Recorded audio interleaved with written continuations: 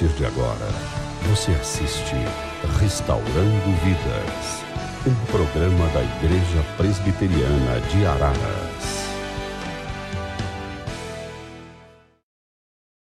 Olá, amigos da Rede Opinião de TV, está começando mais um programa Restaurando Vidas da Igreja Presbiteriana de Araras. Conosco, o reverendo Y da Silva, nosso companheiro aqui, amigo, pastor da igreja, comentando e falando muitos assuntos a respeito de Deus, acerca da Bíblia, com fundamentação na Bíblia. Queremos também estar saudando o Ider Batistella da Câmara Produções, que com primor tem editado e produzido este programa para que chegue até você. Reverendo Y, vamos estar dando continuidade ao assunto difícil, um pouco complexo. Nós iniciamos no último programa, que foi falar da Trindade, né? Ou seja, essa questão que muitas pessoas têm uma certa dificuldade em entender o Deus Pai, Deus Filho, Deus Espírito Santo. No último programa, você iniciou essa explicação falando algumas coisas com relação às pessoas, né? As partes dessa Trindade.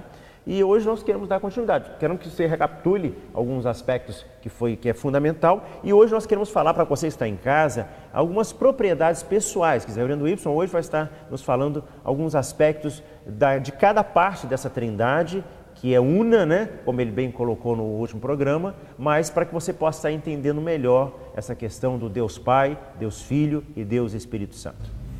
Uma boa noite, irmãos e amigos que nos assistem em casa. Nós esperamos contar com a graça de Deus para poder explicar para vocês de uma maneira adequada todos esses conceitos que são bastante complexos, né? Mas que são necessários de serem entendidos e assimilados por nós. Recapitulando o que nós vimos no último programa, nós podemos dizer assim, que o Deus que nós conhecemos, o Deus que se revela na Bíblia, é um Deus único, vivo e verdadeiro, mas que subsiste na pessoa do Pai, Deus Filho e Deus Espírito Santo, desde sempre.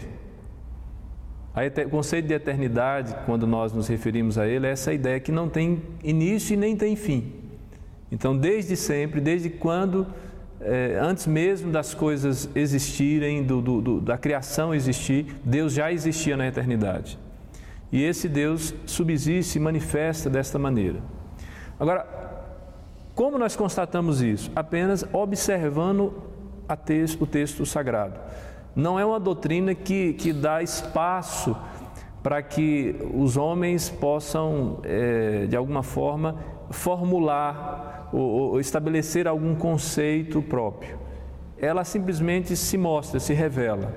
E nós, então, conseguimos entender aquilo que ela revela. Nós não podemos entendê-la na totalidade. E devemos, como teólogos, nos contentar com essa situação, conhecer de Deus aquilo que Ele quis revelar. Aquilo que Ele não quis revelar, há uma razão específica para isso. Quando nós estivermos na glória com Cristo, quem sabe a gente possa fazer essa pergunta, né? Mas agora não é possível. Então, essa é a primeira consideração. Agora, para que você possa distinguir essas três pessoas da Trindade, nós precisamos então entender agora os seus atributos ou propriedades pessoais. Aí fica mais fácil de você começar a entender quais são as particularidades que um ser tão complexo assim, um ser único, mas que subsiste em três pessoas, como que funciona essas pessoas que compõem essa unidade, esse ser único. E aí nós vamos ver no texto sagrado também algumas informações que vão nos ajudar a especificar essas coisas. Agora, é necessário, antes de qualquer coisa, dizer também que quando nós olhamos a ação da Trindade, quando a Trindade ela é percebida na Escritura, nós vamos constatá-la pela sua atuação, tanto na criação de todas as coisas, do universo, dos seres vivos, dos seres inanimados, né, dos seres imateriais e também, ou seja, tudo aquilo que existe na esfera humana, tudo aquilo que existe no cosmos, nós vamos observar a manifestação dessa Trindade. E vamos observá-la também no exercício da salvação dos pecadores, quando ela se propõe a isso. Então, quando a Bíblia revela, ela já revela a participação dessa Trindade em ação, em atuação, para que nós possamos assim ter uma boa compreensão. Então, como que nós podemos então definir essas atribuições ou propriedades pessoais das três pessoas da Trindade? Por exemplo, o Pai foi quem gerou o Filho. O Filho foi gerado pelo Pai e o Espírito Santo procede do Pai e do Filho desde a eternidade. E aí cabe uma observação ou uma explicação nessa ideia de ser gerado. Ser gerado não é que passou a existir. É diferente de nascer do Pai. Ele foi gerado. A ideia seria do eternamente gerado. Ou seja, ele é proveniente, ele é advindo, ele vem da mesma essência do Pai.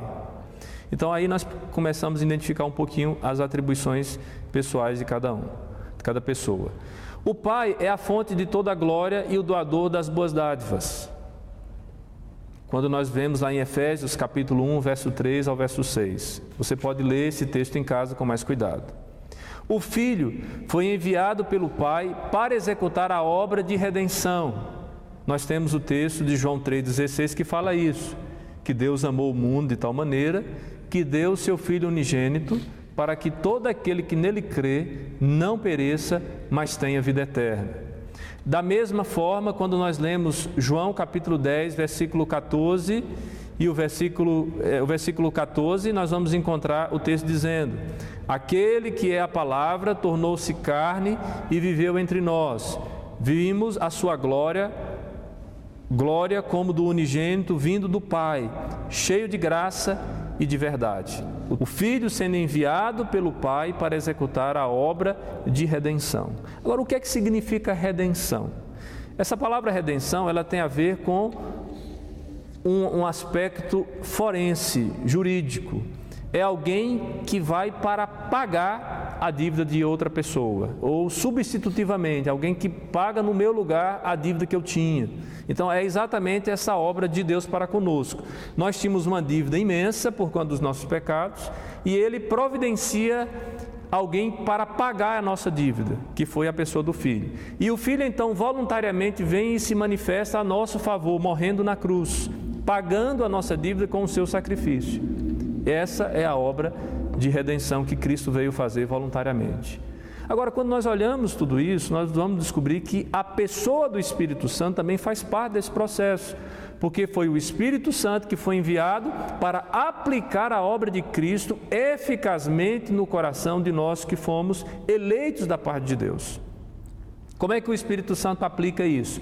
Faz com que toda a realidade que foi vivida por Cristo possa ter sentido para nós, faz com que nós creiamos nessa verdade e que nós assumamos essa verdade, esse pagamento da nossa dívida de uma maneira inquestionável. Essa é a disposição. Quando nós usamos também o termo aqui que foi referido, que fomos eleitos, que o Espírito Santo aplica a obra de Cristo eficazmente no coração dos eleitos que somos, é a ideia de que Deus escolheu, que Deus separou, que Deus alcançou alguns que estavam perdidos para poderem crer, confiar de que o sacrifício de Jesus era suficiente para o perdão dos seus pecados. Daí, quando nós afirmamos tudo isso, é muito importante que nós entendamos isso, trazendo esses conceitos do texto sagrado. Hebreus capítulo 1, versículo 5 ao versículo 6, quando o autor de Hebreus vai comparar Jesus com os anjos, com os seres angelicais, ele vai dizer assim: pois qual dos anjos Deus alguma vez disse: tu és o meu filho, eu hoje te gerei, e outra vez, eu serei o seu pai e ele será o meu filho. E ainda quando Deus introduz o primogênito no mundo, diz: todos os anjos de Deus o adorem, fazendo uma referência direta a Jesus como sendo alguém que deveria receber a adoração, ou seja, uma atitude que só é devida a Deus, reforçando assim a ideia do Filho como sendo Deus. Um outro texto, João capítulo 1, versículo 14, nós já lemos esse texto, e ele diz que aquele que é a palavra tornou-se carne e viveu entre nós. Vimos a sua glória, glória como do unigênito vindo do Pai, cheio de graça e de verdade, distinguindo a pessoa do Filho da pessoa do Pai.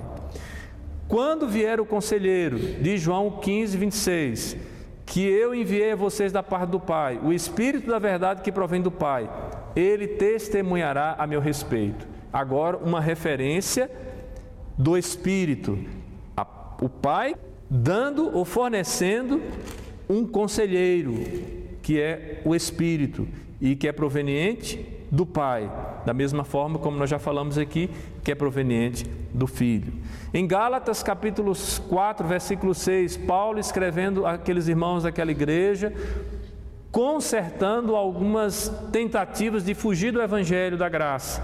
E aí ele diz no capítulo 4, verso 6, e porque vocês são filhos, Deus enviou o Espírito do seu Filho aos seus corações, o qual clama, Abba, Pai, ou papai, né? Ou dando essa ideia de intimidade. Então, todos esses textos que nós nos referimos até agora, são textos que mostram que as propriedades pessoais das pessoas que compõem a divindade, que compõem esse ser único, verdadeiro e trino, essas qualidades estão sendo evidenciadas nesses textos da Bíblia.